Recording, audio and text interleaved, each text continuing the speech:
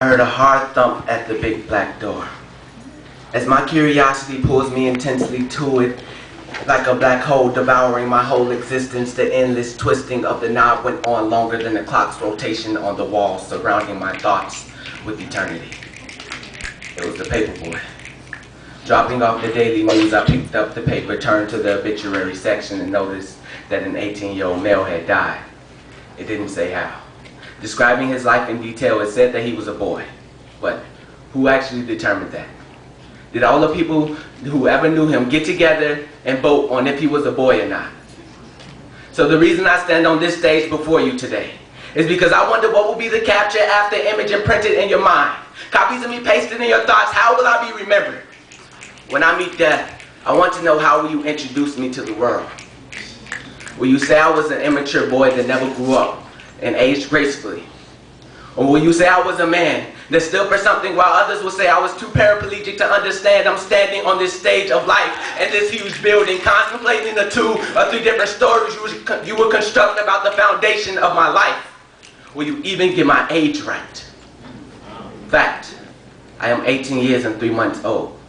But to that tall, mature woman named Janine wearing high heels just to look down on underage boys, I am 21.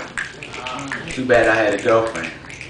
And though you might say he never cheated at life, but he cheated on the most important part of it, committing adultery and destroying the branches that held her from leaving. But she will always remember me as being that faithful man, that Christian that never found Christ, so no one ever sacrificed their time to listen, so deaf did, and dead he is when I'm gone. How will you remember me?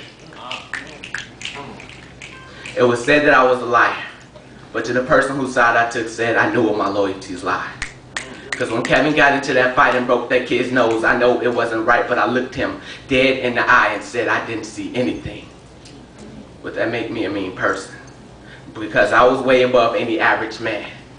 I was young but mature, detested by everybody because I passed social standards and I never curved my thoughts to meet anyone. Safe to be around because he knew the combination to being a coward. Very outspoken, so he never fit in. Honest but never trusted. Smart but not academically considered. Strong but couldn't wait a couple more weeks to know how you would remember me. A bundle of contradictions makes up my life. I was born, I lived, and I died. But what lies between those bookends will always be unknown. Thank you.